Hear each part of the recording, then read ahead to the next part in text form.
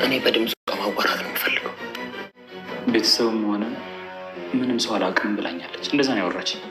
ችግር የለውም ሞገስ፣ ድምጽሽን ከፍ አድርገሽ ማውራት ትችያለሽ።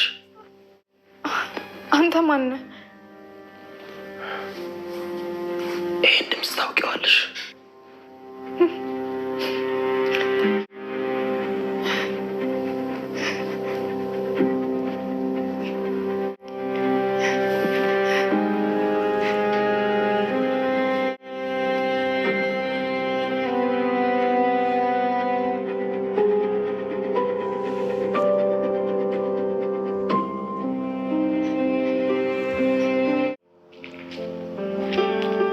ሰገደ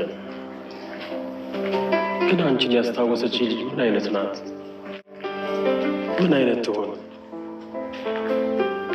ድምጿ፣ ስሟ ይህን ያህል እንዴት?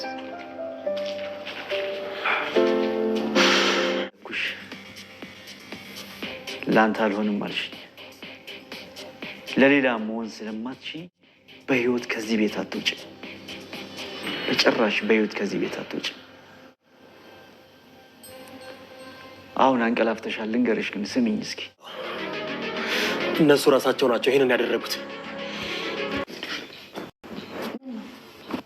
ከነጋኑ ሹልክ ብለሽ ወጣሽው? ስንት ሰዓት ነው እንዴ? አንተ ግን ሰው ከቤት ሲወጣ ምንም አትሰማም አይደል? ኧረ መሳሰ ብለሽ እየወጣሽ እንዴት ነው የምሰማው? ዛሬማ የሆነ ነገር አግኝቼ ነው የመጣሁት። አይደለ? አግኝተሽ ማንን ነው ያገኘሽው? አክሊሉን ነው አይደል? ነው እንደው ምን አባቴ ዳርግሽ። ያ ልጅ ደግሞ ቁልፉን ቀምቶ ሄደ። እሺ በቃ አንቺ እበላለሁ። እንደው ባይገርምሽ ከልጅነቴ ጀምሮ ሆዳም ነኝ። ታወሪኛለሽ? አታስለቅሽኝ? አትናፍቂኝ? እና መድብል በመጨረሻም እንግዲህ ድምጽ ለድምጽ ተዋውቀዋል። በሚገርም ሁኔታ በባለፈው እንዳያችሁትኝ መድብል ነበረ እሷን ድምጿን ሲሰማ ይሄን ድምጽ የት ነው የማውቀው? እንዴት አወኩት? ከየት መጣ?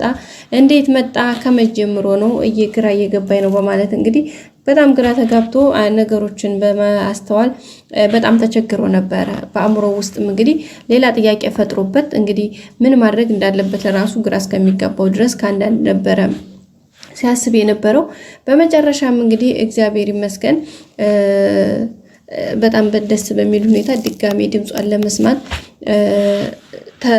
እንትን ብሏል ማለት ነውና ከዛ በኋላ እንግዲህ ድምጿን መልሶ ሲሰማት እሱን ብቻ ሳይሆን እሷ ለራሱ እንትን ብላል ማለት ነው። ዛ ድምጿን እየሰማትኝ ነበረ ምናምንና በጣም ነው የደነገጠችው።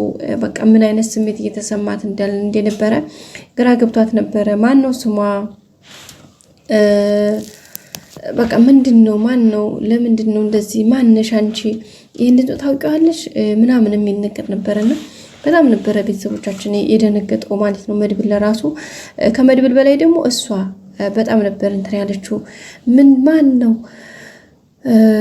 ምንድነው እያለች ነበረ ማለት ነው ቤተሰቦቻችን። ምክንያቱም ምን እንደተፈጠረ አልገባትም ማለት አንተ ግን ማን ነህ እያለችው ነበር እኮ። አንተ ማን ሆነህ ነው?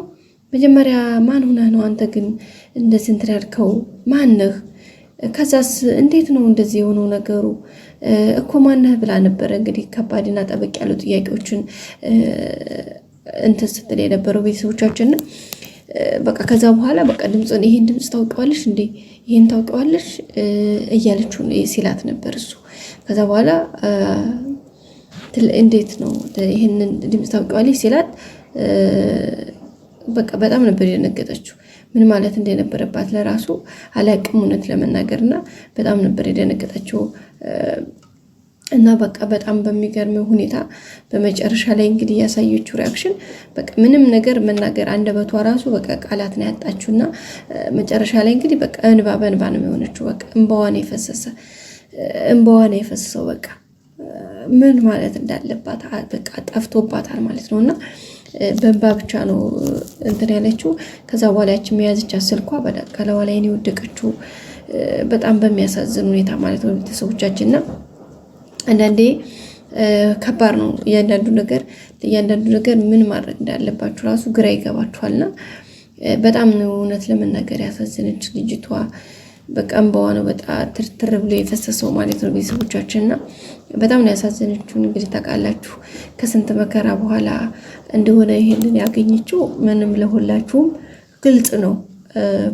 ከ10 ምናምን ዓመት በኋላ ለዛውም ደግሞ በእሷ ምክንያት እሷን ገድለሃል እንደዛ አድርገሃል ተብሎ ይህን አድርገሃል ተብሎ ማለት ነው እንትን ያለው የነበረው እና በጣም በሚገርም ሁኔታ ያን ነገር እንትን ለማለት ብዙ እንትኖችን አድርጎ ነበረ እና በጣም በሚገርም ሁኔታ ነበር ይሄን ነገር የተደረገውና በጣም ነበር የሚያሳዝነው። ያን ሁሉ እንግዲህ ያንን ሁሉ እንትን ብሎ አልፎ ይኸው ዛሬ እንደምታዩት እንግዲህ እዚህ ደርሷል ማለት ነው።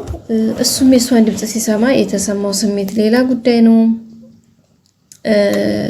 እሷም ደግሞ የሱን ድምጽ ስትሰማ እንደዛው ተመሳሳይ ድምጽ ነው ተመሳሳይ እንትን ነበረ ሪአክሽን ያሳየች የነበረው ቤተሰቦቻችን።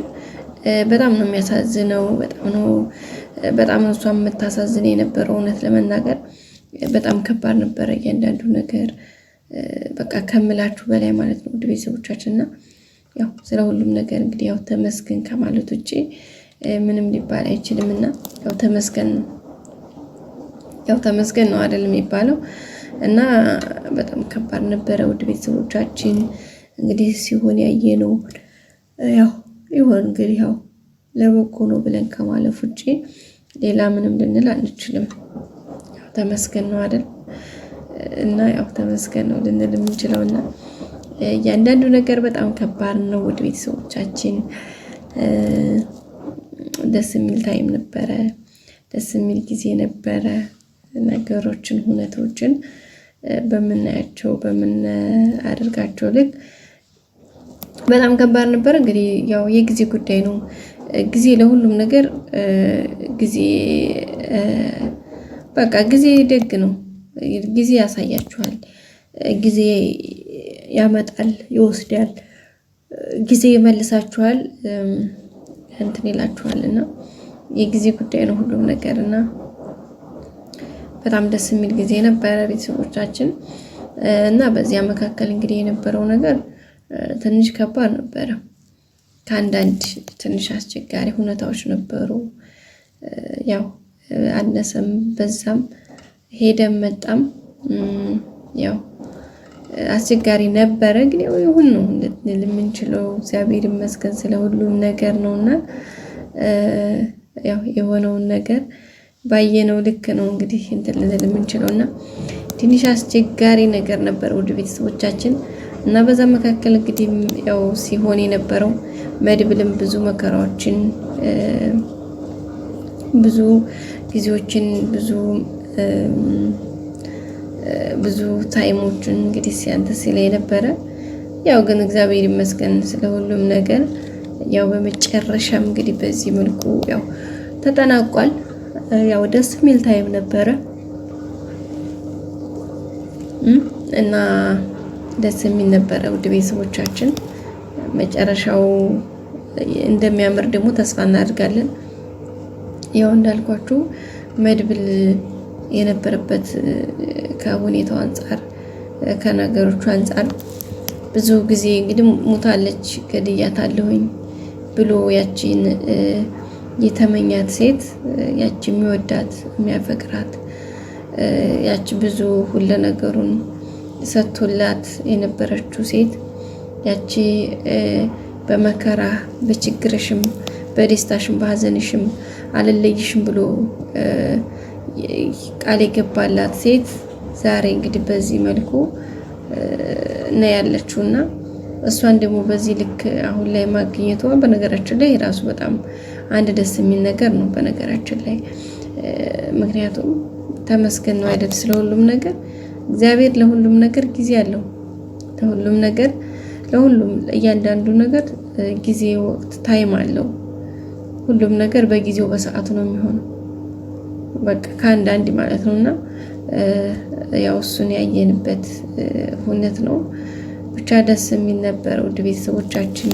ቀጣዩ ደግሞ ያማረ እንደሚሆን በተለይ ሰገንና መድብል ሲገናኙ እንደማየት እኔ ናፈቀኝ ነገር የለም። እሱንም አብረን የምናየው ነው የሚሆነው። ቀጣይ አዲስ ቪዲዮ እስከምንገናኝ ሼር፣ ላይክ፣ ሰብስክራይብ ማድረግ አትርሱ ቤተሰቦቻችን። እንግዲህ እስካሁን አብራችሁ ናችሁ ስለነበረን ጊዜ ሁሉ አመሰግናለሁ። መልካሙን ጊዜ ሁሉ ተመኘሁላችሁ። ላይክ ሰብስክራይብ አድርጉ እንዳልኳችሁ ነው ጋይሶች። ምክንያቱም የእናንተ ሼር፣ የእናንተ ላይክ፣ የእናንተ ሰብስክራይብ ለእኔ በጣም ትልቅ ዋጋ ትልቅ ቫልዩ ስላለው ማለት ነው። ቀጣይ እንግዲህ አዳዲስ ቪዲዮዎችን ይዘን እንመጣለን። እስከዛው መልካሙ